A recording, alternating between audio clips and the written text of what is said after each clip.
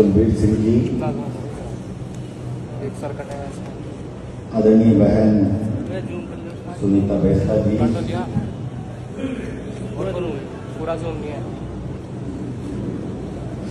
सांसद प्रदीप वर्मा जी, प्रदीप चौधरी जी, और हमारे बीच में समाज की एक अद्भुत शख्सियत बैठी है। जब हम राजनीति की विद्यार्थी जीवन में ABCD सीख रहे थे, तब देश की राजधानी से सामाजिक चेतना की ज्योति जलाते थे परम सम्माननीय यशवीर सिंह जी।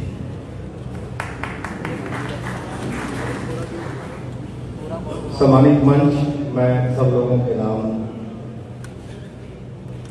तंवर साहब, हमारे अंतराम जी और मेरे सामने उपस्थित हरिद्वार और आसपास के क्षेत्रों से आए हुए सम्मानित समाजजन, बहनें, आज वीर गुर्जर सम्राट मिहिर भोज सभागार का उद्घाटन का अवसर है।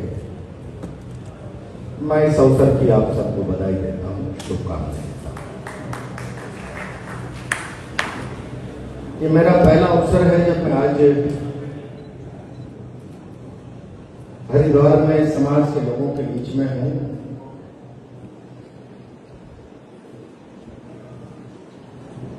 राजस्थान में जब गुर्जर आंदोलन चला था, रूड़की, सहारनपुर, कैथल, कई जगह समाज से साक्षात्कार करने का सौभाग्य प्राप्त हुआ। चौथ साहब का फोन आया, हरिद्वार में गुर्जर भवन का संस्कृति और इतिहास के केंद्र के रूप में हम उद्घाटन करने जा रहे हैं, और इसमें यशवीर सिंह जी और AK मोहम्मद साहब की विशेष रूप से उपस्थिति रहने वाली है। स्वभाव से ही मेरे मन में जिज्ञासा पैदा हो गई कि मुझे इस अवसर का लाभ लेना चाहिए। यशवीर सिंह जी को मैं शुरू से जानता हूं। AK मोहम्मद साहब इस समय देश में अपने काम से बहुत विशिष्ट महत्व रखते हैं, और जिन विवादों की पृष्ठभूमि में आज हमारे महापुरुषों को डाल दिया गया है, उसका गहरा शोध AK मोहम्मद साहब से हमको जानने को मिलेगा और जानने को नहीं मिलेगा। अभी मेरे आने से पहले कुछ शब्द करनी सेना के, कुछ समाज के, कुछ और के यहाँ शब्दों में विचार में आ रहे थे। शायद इन विवादों के चलते हुए हम हमारी विरासत में भी पक्षकार बन गए हैं, मालिक नहीं, उत्तराधिकारी नहीं। और AK मोहम्मद साहब अगर उस बात की तायद अगर इस मंच से करेंगे तो शायद देश की सल्तनत को, उत्तर प्रदेश की सल्तनत को, उत्तराखंड की सल्तनत को इस बारे में विचार करना पड़ेगा। विरासत पर उत्तराधिकार केवल संगठन की शक्ति और ताकत के आधार पर नहीं होता। विरासत जिसकी है सदैव इतिहास के पन्नों में कायम रहनी चाहिए, और विरासत पर भी अगर राजनीतिक शक्ति और इच्छा शक्ति के आधार पर कब्जे होने लगे तो विरासत धुंधली हो जाएगी, विरासत मिट जाएगी। और इसीलिए मैं आज यहां पर एक बात बहुत जिम्मेदारी के साथ आपसे कहना चाहता हूं। मैं कोई इतिहास का विद्यार्थी नहीं, लेकिन उत्तर प्रदेश के किसी एक जिले से विवाद प्रारंभ होता है कि गुर्जर सम्राट मिहिर भोज की प्रतिमा का अनावरण है और उस पर से गुर्जर सम्राट हटा दिया जाए। और उस कार्यक्रम में राज्य के मुखिया का उपस्थित होना और कोई व्यक्ति इस प्रकार की कुचेष्टा कर ले, उसमें कामयाब हो जाए, उसके खिलाफ लोगों को बोलने के लिए खड़ा होना पड़े, तो केवल वो एक शिलालेख पर रंग पोतने का विषय नहीं था, वो भारत राष्ट्र की विरासत और गौरवशाली इतिहास को कलंकित करने का अवसर था। गौरवशाली इतिहास को कलंकित।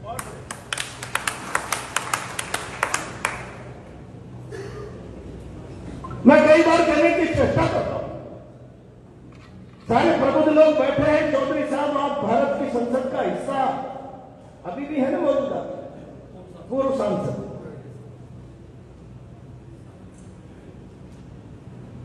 इस समय देश की राजनीति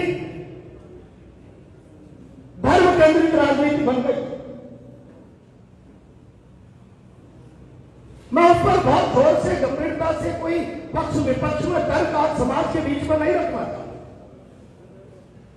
लेकिन मैं इस बात को इस समय इसलिए कहना चाहता हूं कि आप आवश्यकता पड़े तो भारत के प्रधानमंत्री से बात करें, आप आवश्यकता पड़े तो उत्तर प्रदेश के मुख्यमंत्री से बात करें कि अगर आप हिंदुत्व के आधार पर इस देश की राजनीति को एक नया दृष्टिकोण देना चाहते हैं, तो फिर इस हिंदुत्व की उस महान विरासत को अपमानित करके, विवादित करके इस मुल्क में कौन से पैरामीटर स्थापित करना चाहते हैं, सारा संसार जानता है, सारा संसार। मैं बाद के कालखंड के राजा रजवाड़े उनकी चर्चा नहीं करना चाहता, मैं अंग्रेज काल की चर्चा नहीं करना चाहता, लेकिन दुनिया में इस्लाम के 600 शताब्दी में उदय के बाद और जब हजरत मोहम्मद पैगंबर ने 600 ईस्वी के कुछ अंत में बद्र की लड़ाई जीतकर दुनिया में यह संदेश देने का प्रयास किया, ये हमें खुदा की तरफ से इस्लाम की विस्तारवाद की नीति का संदेश मिल गया है। अब हम दुनिया में इस्लाम को स्थापित करेंगे।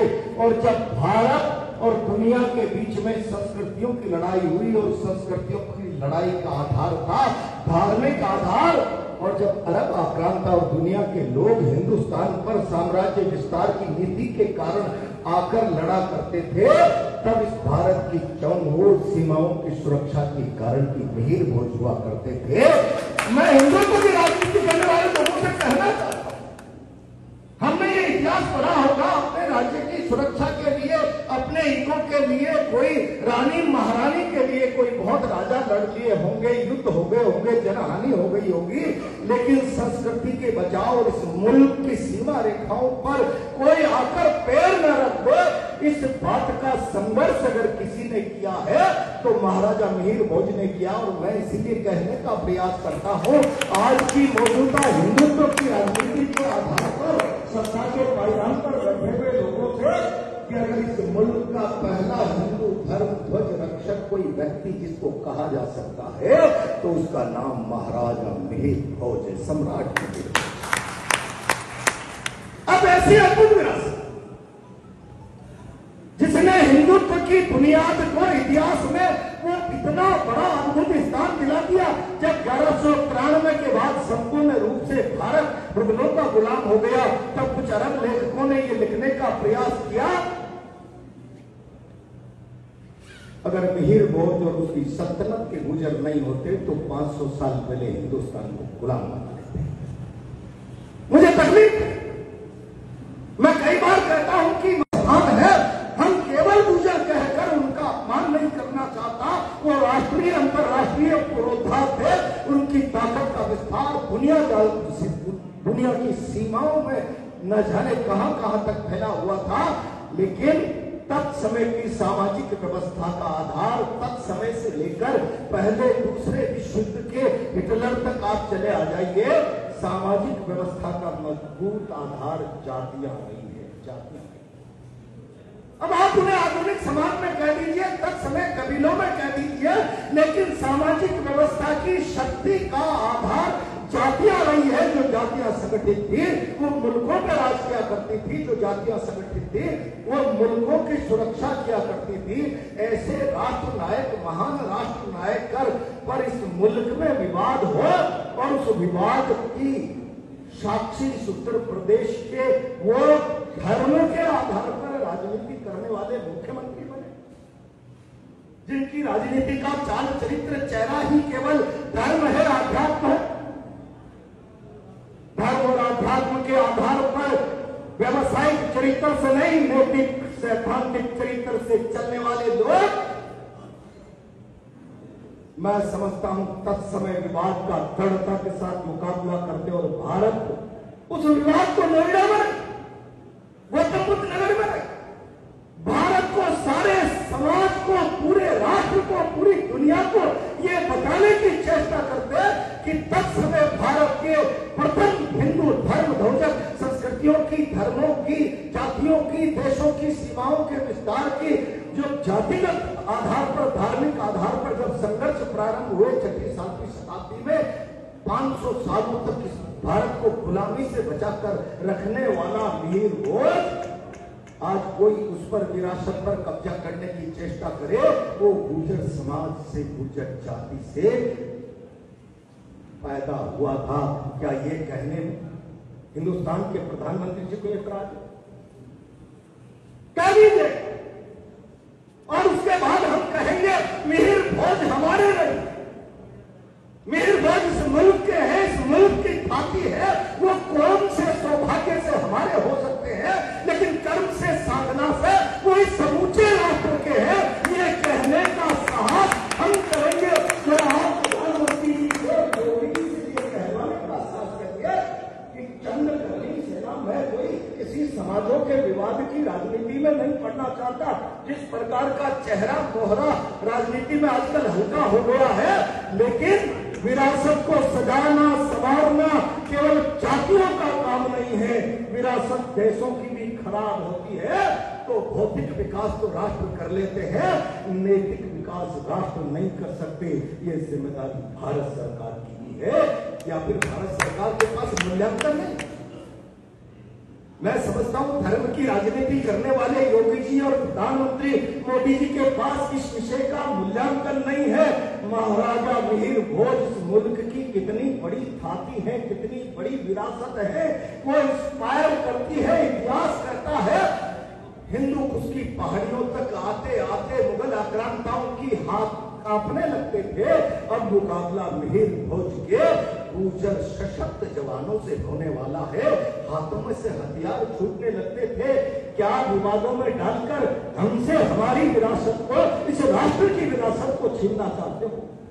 मैं बहुत कोई आज जातिवाद की बात नहीं करने के लिए आया, लेकिन मैं बहुत जिम्मेदारी के साथ आज आपसे कहना चाहता हूं।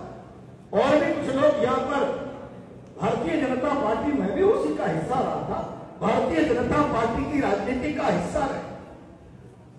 मुझे कभी कभी पीड़ा होती है बहुत जिम्मेदारी के साथ, और इसलिए मैं कई बार छोटे छोटे बच्चों पे गांव में जाता हूं और कहता हूं आप लोगों का राजस्थान की राजनीति से, वहां की कल्चर से, वहां की विरासत से ज्यादा साक्षात्कार नहीं होगा। चौधरी साहब